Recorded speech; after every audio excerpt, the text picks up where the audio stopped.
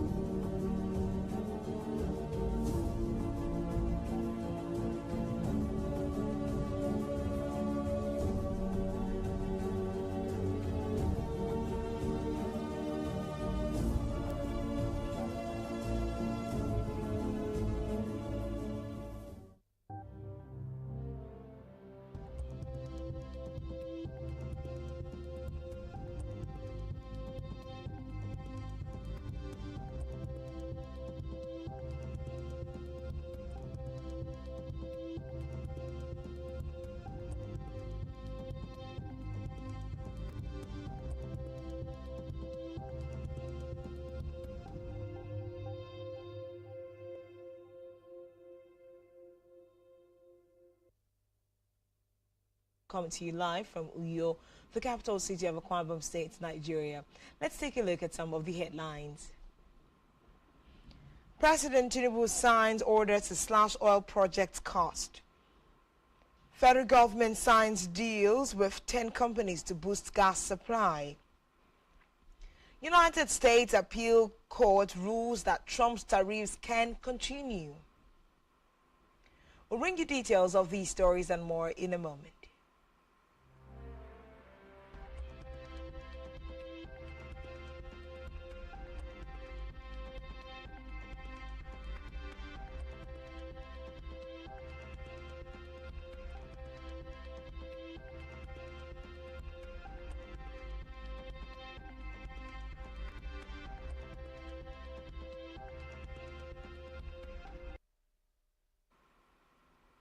Good morning and thanks for joining us. First on the news at this hour is from the national scene, where President Bola Tinubu has signed an executive order aimed at slashing oil and gas projects cost to improve government revenue and accelerate investment inflow into Nigeria's energy sector. In a statement issued on Thursday by the Office of the Special Advisor to the President on Energy, the federal government said the directive introduces far-reaching fiscal reforms that prioritize cost efficiency, operational accountability, and national value retention. Titled Putting Every Barrel to Work, Nigeria's new presidential directive on cost efficiency targets new investments, improved revenues, and national value. The order sets a bold agenda for reining in, production expenses while offering globally competitive terms to serious investors. According to the statement, one of the key provisions of the executive order is a cap on tax credits, limiting them to no more than 20% of a company's annual tax liability. This measure, the government explained, is designed to protect public revenues while still rewarding efficiency and responsible operations in the upstream sector. The effective date of the order is set for April 30, 2025. Away from that, the federal government has inaugurated the Alternate Education and Renewed Hope National Homegrown School Feeding Project to formal children in 2026. The Minister of Humanitarian Affairs and Poverty Reduction, Professor Nantawe Yodwada, the Renewed Hope National Homegrown School Feeding Program, in collaboration with the National Commission for Almajiri and Out-of-School Children Education and National Identity Management Commission. The minister said the project was one of the flagship initiatives of the National Social Investment Program Agency in commemoration of President Bola Tinubu's second-year anniversary, noting that the objective was to build a national framework for reintegrating out-of-school children into safe, structured, and nourishing learning environments. Meanwhile, the federal government on Thursday signed agreements with 10 companies for the construction of gas processing plants and other gas supply infrastructures.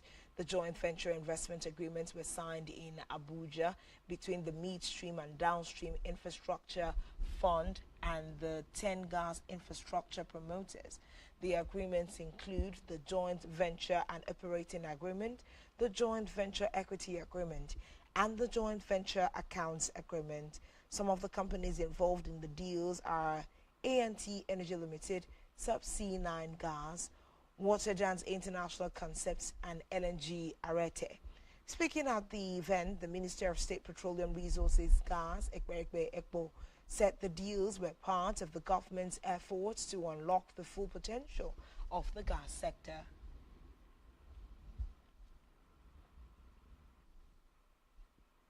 In another development, Nigeria's Governors Forum (NGF) has commiserated with victims of the Niger State government and its people over the devastating flood disaster in Mokwa town of the state. Governor Abdurrahman Abdurrazak of Kwara State and chairman of the forum said in a personal statement on Friday that the Nigeria Governors Forum stands in solidarity with the government and people of Niger State on the devastating flood that has wreaked huge havoc in Mokwa town of the state. Governor Abdurrazak noted that how they leave the government's efforts to mitigate the impact of climate change and cooperate with agencies working to assist those in urgent need at this time.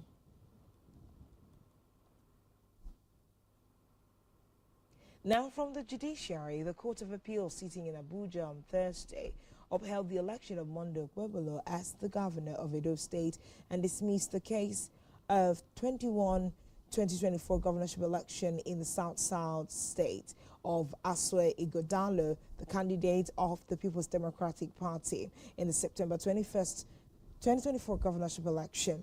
In its immediate response, the PDP said the verdict of the appellate court would be contested at the Supreme Court.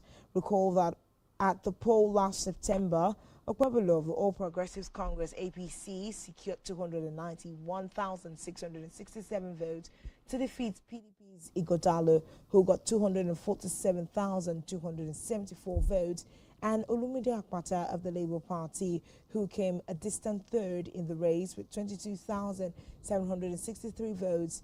14 other candidates contested the seat but got less than the three frontline. In politics, organized Labour on Thursday delivered an unflattering assessment of President Bola Tinubu's 2 years in office, saying his reforms and policies brought nothing but pain and suffering to Nigerians. The Labour movement countered Tinubu's claims of multi-dimensional poverty. In a statement, the Nigeria Labour Congress President Joe Ajaero submitted that far from renewing hope, his government has merely recycled the same failed neoliberal experiments of the past. However, the All Progressives Congress pushed back against Tinubu's critics, accusing the NLC of misrepresenting the reality. Responding to the criticism against the president, the ABC National Vice Chairman Southeast, Dr. Ijoma Arodubu, said the NLC's evaluation lacked depth and objectivity. Moving now to Africa, Kenya's President William Ruto has publicly apologized to Tanzania following days of tension between the neighboring countries. Some Kenyans on social media have been targeting Tanzania's President Samia Suluhu Hassan following the recent detention and deportation of prominent East African activists. Angry Tanzanian members of parliament on Monday accused Kenyans of cyberbullying and disrespecting Tanzanian sovereignty and meddling in domestic affairs. Speak branch to Tanzania. Ruto also apologized to young Kenyans, popularly known as Gen Zs, who have been critical of his administration since the deadly anti-tax protest last June. Some of them have dismissed Ruto's apology, insisting that the president should resign. The president made the remarks in response to a call by visiting American preacher Ricky Allen Bowden, who urged leaders to pursue reconciliation. On the foreign scene, United States President Donald Trump celebrated a temporary reprieve for his aggressive tariff strategy on Thursday, with an appeal courts preserving his sweeping import duties on China and other trading partners for now. The short-term relief will allow the appeals process to proceed after the U.S. Court of International Trade barred most of the tariffs announced since Trump took office, ruling on Wednesday that he had overstepped his authority. Welcoming the latest twist in his legal skirmishes over his trade policies, Trump lashed out at the Manhattan-based trade court, calling it horrible, expanding its influence in global bodies such as the United Nations and the World Health Organization, especially as the United States has taken the opposite direction under President Donald Trump. The move is also being seen as an attempt to shore up Hong Kong's reputation as a leading place in the conduct of business after Beijing's imposition of a wide-ranging national security law in 2020 shook confidence in the impartiality of the city's legal system. Initiated by Beijing, the establishment of the International Organization for Mediation ranging from Serbia and Pakistan to Papua New Guinea and Venezuela. Still to come in the news.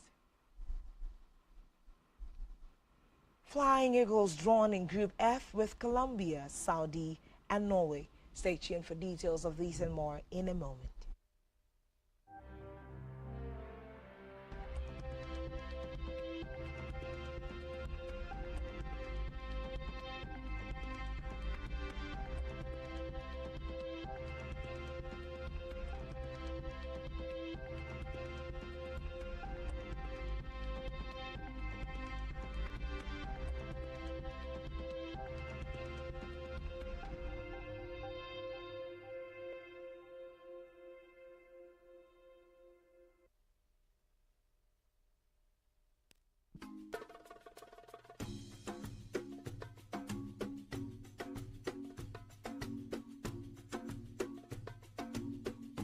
Broadening your horizon is what every living being not only genuinely desires, but heartily pursues and intentionally invests in. For in the gathering of men, only those whose minds are in tune with the dynamics of the past, present, and future innovations, inventions, politics, and governance are respected.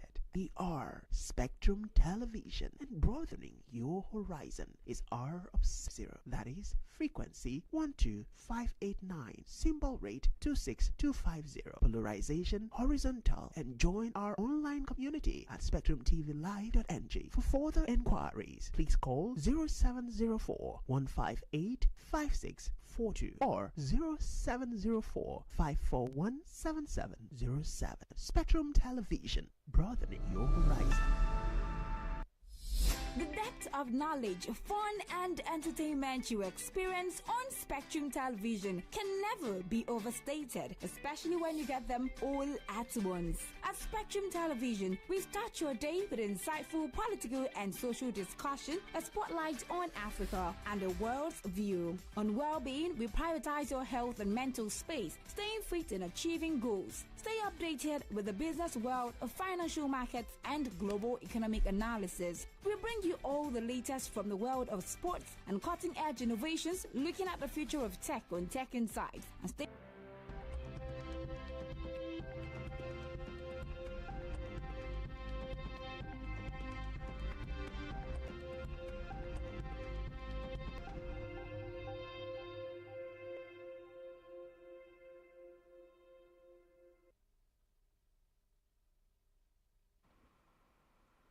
Welcome back and thanks for staying tuned. And now we bring you the concluding part of the news this hour. On our business news, the federal government has clarified its 2024 to 2026 external borrowing plan submitted to the National Assembly on Tuesday, saying that it was essential for the implementation of the 2024 to 2026 Medium-Term Economic Framework, MTEF.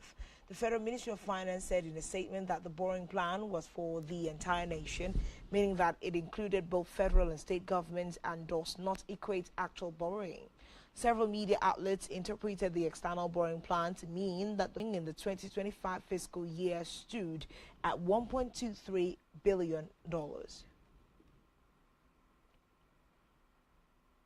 Still in business, startups and businesses across Africa have been invited to showcase their innovations at the upcoming Lagos Startup Expo, scheduled for June 18 through to the 19th, 2025, at the Landmark Center, Victoria Island, organizers disclosed in a statement Tuesday. With the theme Connect, Invest and Innovate, the Lagos Startup Expo 2025 promises to bring together the brightest minds, boldest startups, and most influential investors for 2 days of discovery, networking, and opportunity. The organizers describe the event as the premier platform for businesses, startups, entrepreneurs, and innovation. The previous edition of the expo drew over 3,000 attendees and nearly 100 startups, with stories of new partnerships, product launches, and business growth echoing long after the event. On our health news, a professor of community nutrition at the Department of Nutrition and Dietetics, Federal University of Agriculture, Abeokuta, Ogun State, Professor Wasiu Afolabi, has said zinc deficiency in pregnancy are more vulnerable because of the reproductive responsibility of women and the nature of children who are growing. Afolabi, proper growth of children, growth of babies in the To sports news now, where Nigeria's Flying Eagles have been drawn in Group F with Colombia, Saudi Arabia, and Norway for the 2020. The Flying Eagles were placed in Pot 2 for the draw. The top two teams of the group will make it to the round of 16. Two-time finalist Nigeria qualified. Still in sports, Chelsea have joined Arsenal in pursuit of Sporting CP's 26-year-old. It was reported that the Gunners had tabled a proposal worth £58.7 million for Goikeri's signature and are ready to give the player a 5-year contract worth £110,000 weekly. But Portuguese outlet Record is now reporting that Arsenal's Premier League London rivals Chelsea and Serie A giant Juventus have both approached the Sweden international this week to find out about his present situation at Sporting. Meanwhile, Gyökeres has been impressive for Sporting since joining them from Coventry City in 2023. On our entertainment news, famous American model and media personality Hailey Bieber is selling her makeup brand Rhode for Wednesday evening. ELF is set to have acquired Rhode for $800 million in cash and stock, with additional $200 million payout according to the company's future sales performance. While the deal is anticipated to close later in 2025, Hailey will remain as the CEO and head of innovation of the company and also a strategic advisor at ELF. Lastly on the news at this hour, Nigerian singer Harry Song has urged the government to put proper systems in place to protect artists' work and tackle widespread music piracy. The Afrobeat star made this call on Thursday during the Young Forum segment of Channel's television special program marking President Bola Tinubu's second year in office. Speaking during a panel discussion on the creative sector, Harry Song said government intervention is crucial in solving these problems and called for open dialogue between policymakers and experienced industry players.